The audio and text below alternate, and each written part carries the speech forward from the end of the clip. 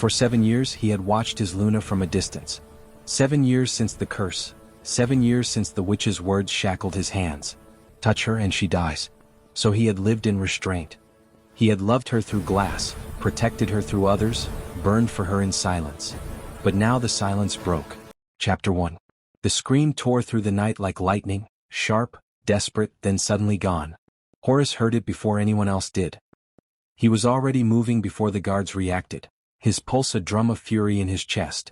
The scent of fear and blood sliced through the air, unmistakably hers. He burst through the palace gates, ignoring the startled cries of his soldiers. The forest rose up before him, black and endless beneath the blood-red moon. The night smelled of smoke and wolves. He didn't hesitate. His boots pounded the ground. Trees blurred past as his instincts took over, the alpha within him unfurling, restless, vengeful. The growl in his throat deepened until it became something feral. Up ahead he saw them, rogues, a pack of 6, dragging a limp figure through the mud. Silver gown torn, hair matted with leaves. Mine, he whispered. And the word became a promise. He didn't remember shifting. One heartbeat he was man, the next he was beast, black fur gleaming under the moonlight, eyes burning molten gold. He hit them like a storm, claws and teeth and rage unleashed after 7 years of suppression. The first rogue didn't even scream. The second ran. He didn't get far. The others fought, but there was no winning against an alpha king who had finally broken his chains. When the forest fell silent again, Horace stood among the dead, breath heaving, body trembling with the aftershock of fury. The wolf receded, leaving him human once more, naked, blood-slick, eyes wild. And there she was, his Luna. He dropped to his knees beside her. Her pulse fluttered faintly beneath her throat. She was alive but pale. Wounded. The curse coiled immediately inside him, a whisper against his skin. Touch her and she dies. He froze. His hand hovered a breath away from her cheek, every muscle in his body screaming to close the distance. But he couldn't. Not yet. So he tore his cloak instead, pressing the fabric to the wound without letting his fingers meet her skin. Stay with me, he growled, his voice raw. Do you hear me, Luna? Stay. Her eyelids fluttered. Horace? The sound of his name on her lips nearly undid him. I'm here, he rasped. You're safe. A shadow moved behind him. The rogue leader, barely standing, bloodied but alive, laughed through broken teeth. You can't save her, Alpha. Touch her and she dies. Leave her and she bleeds out. Either way the curse wins. Horace's head snapped up, and in the next second the rogue's throat opened beneath his claws. The laughter stopped. When he turned back she was looking at him through glassy eyes. Why, won't you hold me? She whispered. Because I can't. Because the gods are cruel. Because loving you is the same as killing you. He couldn't say it aloud. He wrapped her in his cloak and lifted her, careful to keep fabric between their skin. Each step toward the palace felt heavier, as if the curse itself clawed at his chest.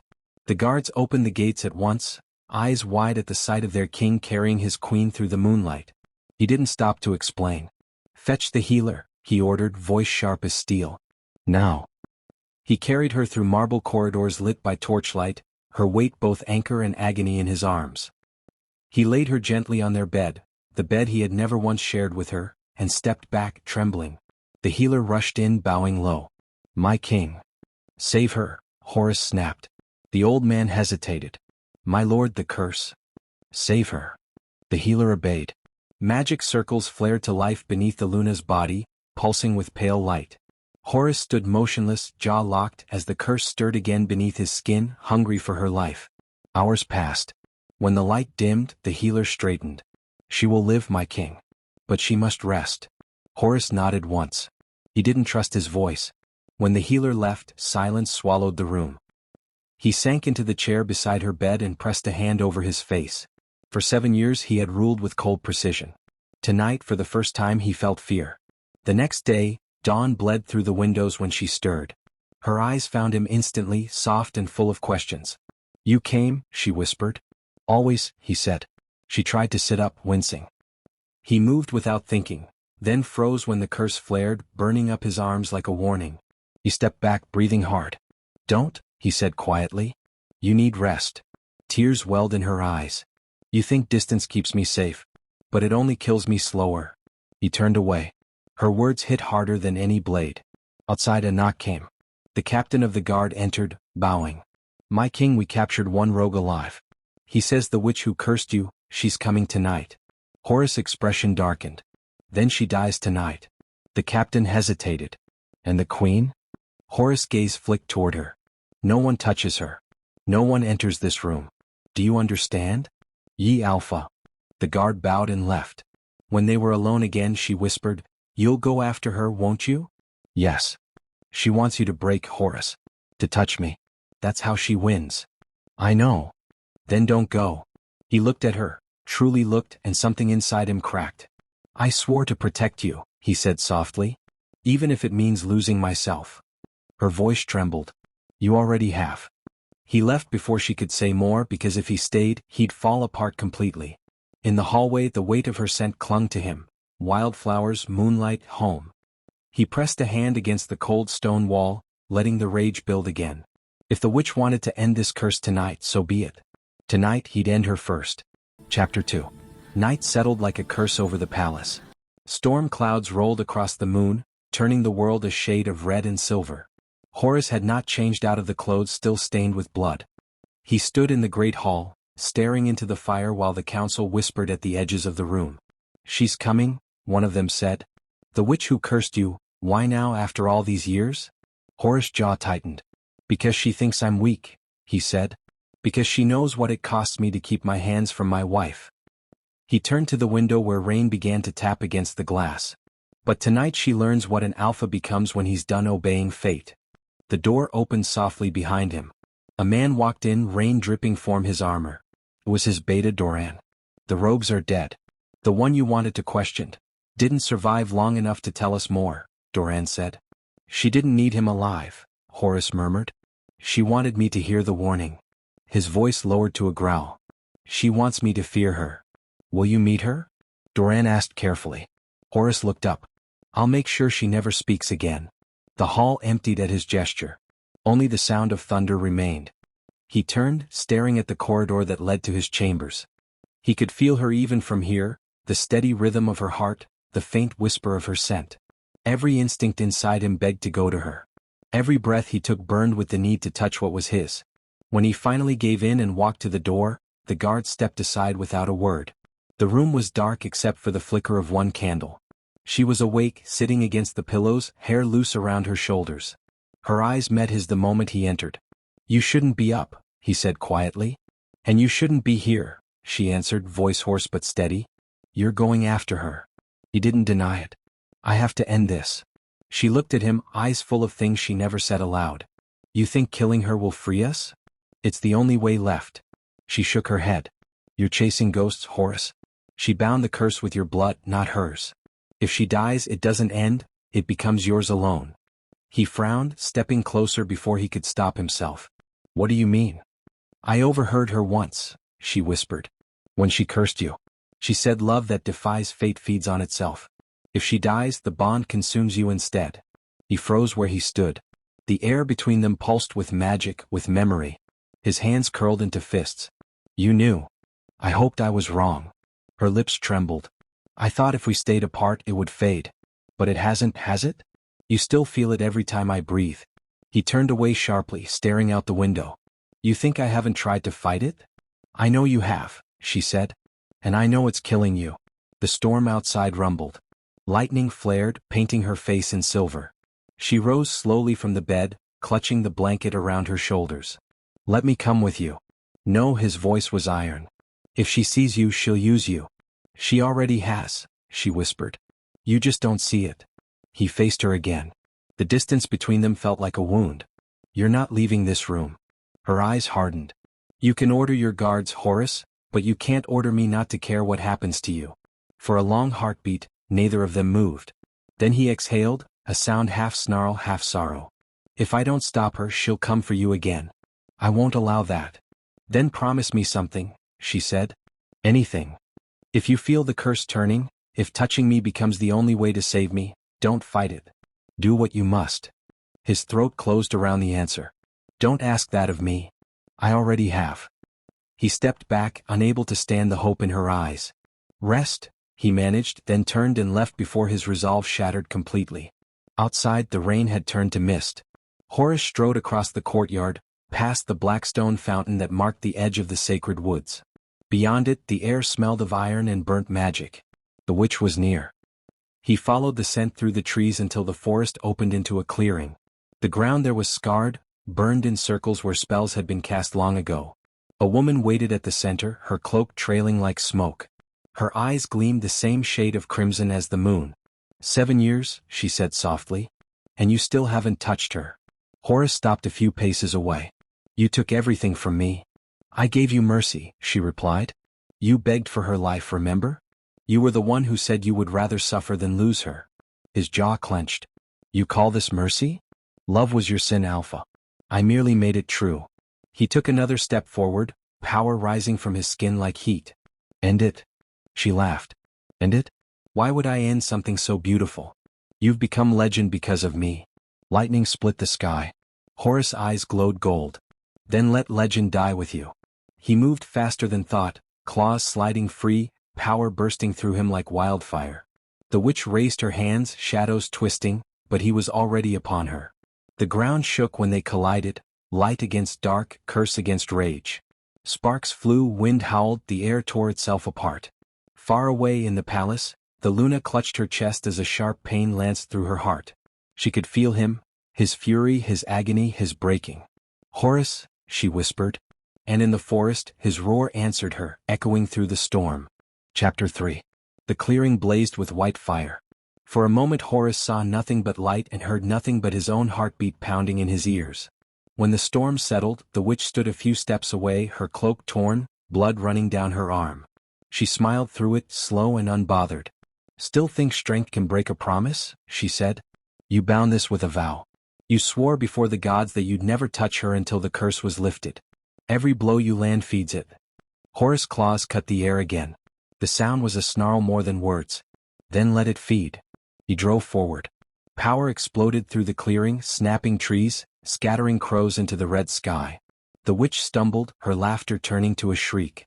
Horace caught her by the throat, not skin, only the edge of her robe, and forced her back until her heels dug into the dirt. Undo it, he hissed. You can't kill what keeps her alive. He felt the magic shift hot under his skin. The curse wanted blood. It wanted to finish what it had started years ago. She's dying either way, Horace said. If that's what you want, you can watch me do it myself. The witch's smile cracked. You damn your own soul? He leaned closer. I already have. She spat in his face and he struck. The blow sent her sprawling across the broken ground. The air filled with the smell of ozone and burning earth. For a moment he thought it was over. Then she began to laugh again, a sound that crawled up his spine. You think this ends with me? The curse lives in your blood now. You kill me, it finds you. You touch her, it takes her heart through yours. Either way, you'll beg to die before dawn. Horace's chest burned. Then I'll take it with me. He moved again, faster than light, claws slashing. The witch screamed, her body folding into smoke. The sound cut off in an instant. Only the rain remained, falling through the holes in the canopy. Horace stood there, chest heaving, rain washing the blood from his hands. Around him, the clearing was silent, empty. But the silence didn't feel like victory. It felt like a warning. The curse was still inside him, boiling hotter than before. He turned toward the palace. The Luna met him halfway. She had ignored the guards, ignored the healer, ignored every command. Barefoot, soaked, she came down the marble steps and stopped when she saw him. He looked nothing like her husband. His eyes glowed faint gold, rimmed with black veins that pulsed with every heartbeat. Steam rose from his shoulders. The rain hissed against his skin. Horace, she whispered. He tried to speak, but the curse tightened in his chest like a fist. She came closer, slow and deliberate, until only an arm's length separated them. Tell me it's over. He shook his head once. She's gone. But it's not. The words cost him breath. The air between them shimmered with heat. What did she do? She tied it to me. Her hand lifted before she could stop it. He flinched back, but she didn't lower it. You can't keep fighting it alone. I have to. No, Horace. She stepped closer and the curse flared. He felt it surge, desperate, hungry for the touch it had been denied for years. If this thing takes you, it takes me too. We end it together. He shook his head again, voice breaking. You don't understand. One touch in your heart. We'll stop, she said. Then let it. I'd rather die with you than live watching you burn from the inside. Lightning cracked above them, blinding for an instant. When the flash faded, she was still there, her hand hovering inches from his chest. The smell of rain and smoke filled the air. "Luna," he said, pleading now. She smiled, tears lost in the downpour. "You've spent 7 years saving me. Let me save you once." His body trembled. He could feel the curse screaming under his skin, could feel the pulse of her magic, small, soft, defiant, beating against it. He dropped to his knees. The ground shuddered. "Go," he managed, "before it's too late." "I'm not leaving." The first spark jumped between them, a thread of gold lightning that danced from his fingertips to hers. She gasped but didn't pull away. Another spark, then another, until the space between them glowed like dawn. Horace forced his hands against the earth, digging trenches into the mud. The power built higher. He could feel it clawing toward her heart. "Stop," he shouted. But she only whispered, "I love you." The curse roared, the forest howled, and everything went white. When the light faded, she was in his arms. He didn't remember reaching for her. He only knew that his hands were on her skin at last, that the world was still, and that her heartbeat trembled weakly against his chest. "Luna," he said, voice raw. Her eyelids fluttered. "You broke it." He looked down at her, then at the blood blooming where his shirt touched her. His veins glowed gold, burning from the inside out. "No," he whispered. "I only traded it." She tried to speak again, but the effort cost her too much. Her head fell against his shoulder, breathing shallow but steady. He held her closer, ignoring the pain spreading through his own ribs. Every breath tore fire through his lungs, but he didn't care. The curse had wanted one of them. Could have him. In the distance, the palace bells began to ring, guards shouting, the kingdom waking to storm and ruin. Horace pressed his face into her hair. "It's over," he murmured. "You're safe." And for the first time in 7 years, he allowed himself to hold her as the world bled into dawn. Chapter 4. The rain finally began to fade as the sun bled over the horizon. The storm clouds rolled away, leaving the forest slick and steaming. Horace could barely feel his body anymore, only the weight of her in his arms. Each breath came shallow, every heartbeat slower than the last. She stirred faintly. "Horace?" He looked down. Her eyes fluttered open, dazed but alive. The curse hadn't taken her. It had chosen him instead. Relief broke through him, sharp and painful. He'd spent years fearing this exact touch, dreaming of it and denying it all the same. Now, even with death crawling under his skin, it felt like freedom. "You're safe," he whispered. She blinked up at him, confusion cutting through the haze. "What did you do?" "I gave it something it couldn't resist," he said softly. "Me?" "No," she breathed, pushing weakly against his chest. "No, you can't." He smiled faintly. "Luna, it's all right. This is what I was made for." Her tears mixed with the rain on his skin. "You don't get to say that. You don't get to decide alone." He closed his eyes. Her heartbeat, fragile and steady, echoed through his chest. It drowned out the sound of his own fading pulse. "I already decided the night I met you," he murmured. She shook her head, hands trembling as she pressed them against his chest, trying to call his strength back into him. The magic under her palms sparked faintly, answering her grief.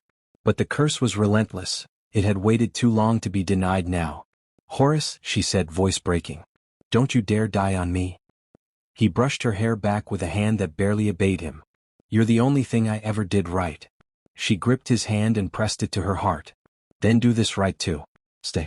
Please stay." Something inside him stirred at the sound of her voice, a flicker of the wolf that refused to surrender. His body shook, half pain, half defiance.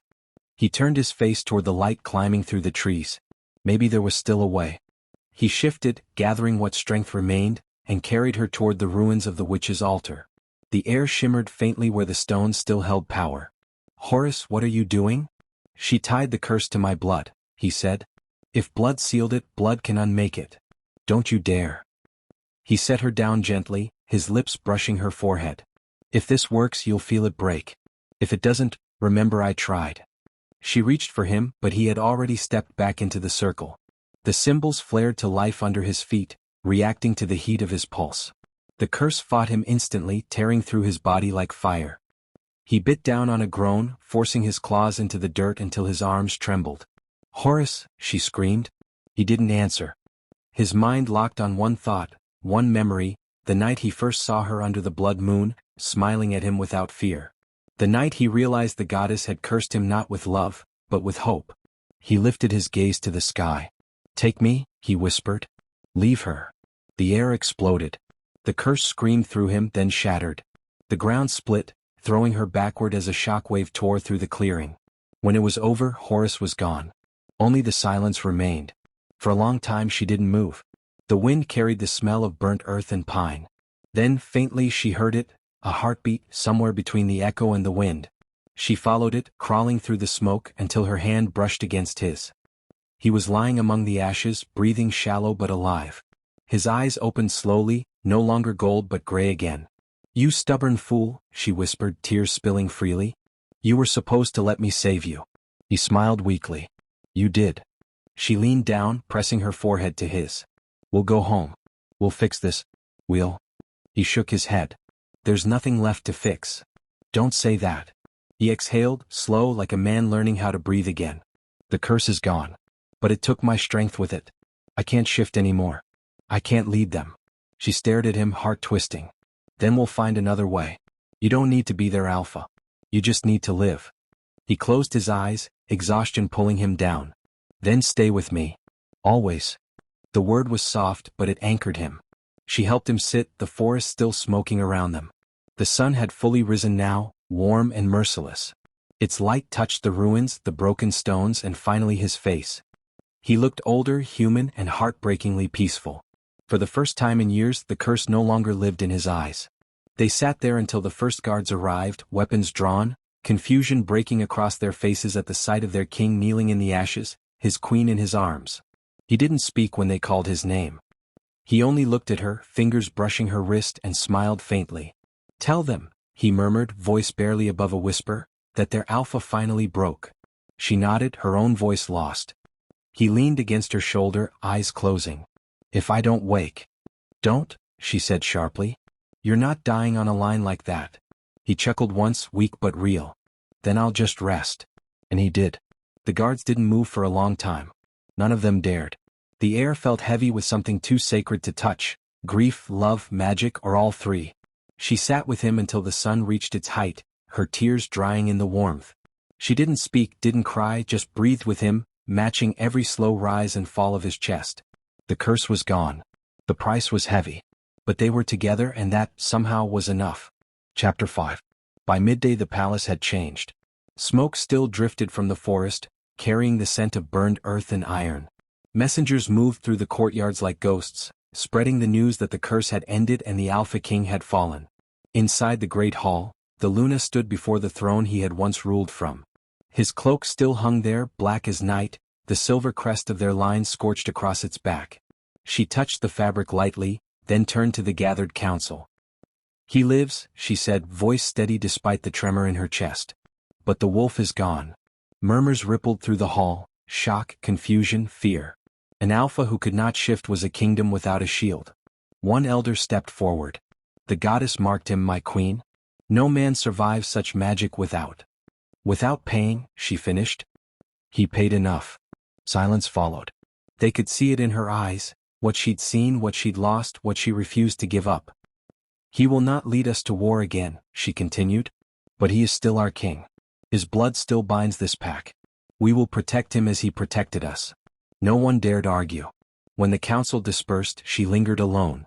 The hall felt too large, too quiet. She could still hear his voice in the echoes, the way he used to command and laugh and whisper her name when the world wasn't watching. She let out a breath that sounded almost like a sob, then turned toward the chamber where he rested. He lay on a long bed near the window, sunlight spilling over him. His hair was damp, his breathing slow but even. The scars the curse left behind glowed faintly under his skin, lines of gold fading to silver with every heartbeat. When she entered, his eyes opened. They were gray again, clear and human. "You're supposed to be resting," she said softly. He smiled, faint and tired. "I was listening for you." She sat beside him, taking his hand. It was warm now, no longer burning with that cursed heat. "The council wants you to rest," she said. "And so do I." "I know." He turned his gaze toward the light. "Funny, isn't it? 7 years I couldn't touch you, and now all I want is to keep my hand in yours forever." She squeezed his fingers. "You can." He studied her face for a long moment, memorizing every line. "You should hate me for waiting this long." "I did," she said quietly. Every day. Until I understood. He looked away, a shadow passing over his expression. If I could change it. You can't. And I don't want you to. We survived. That's enough. Outside, the wind stirred the curtains. The world went on. The kingdom rebuilding, the soldiers clearing the forest, the healers whispering about miracles. But in that room time had slowed. Do you hear them? She asked. He nodded. They think their alpha is gone. And is he? He turned back to her, a flicker of the old strength lighting his eyes. Maybe. Maybe something better took his place. She smiled faintly.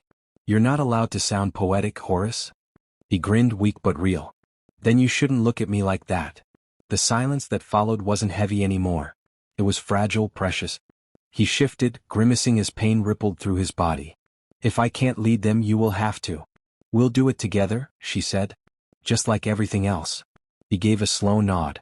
Together. For a while they just sat there, watching the sunlight move across the floor.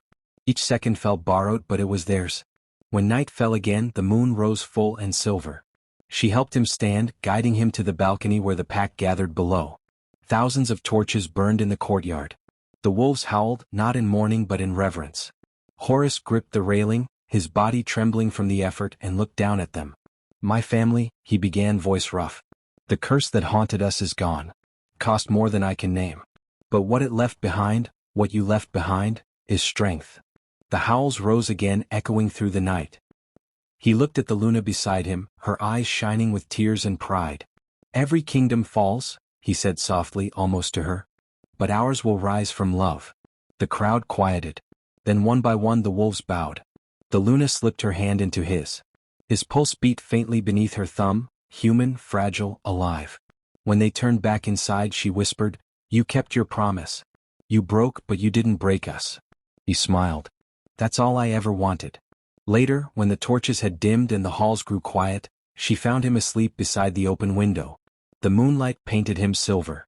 For the first time in 7 years he looked peaceful. She brushed her fingers through his hair and whispered, Rest, my king. The world can wait until morning. Outside, the wolves sang under the moon, their voices rising like a vow that would outlive them both. And somewhere in that song, beneath the sorrow and the promise, his heartbeat joined hers. If you've stayed with this story till now, thank you for feeling it all. The darkness, the danger, the love that refused to die. Don't forget to subscribe, leave a comment, and like the video if Horace and Luna's story broke something inside you too. Because sometimes the most powerful love stories aren't about happy endings. They're about the nights when even the strongest finally break, and choose to rise anyway.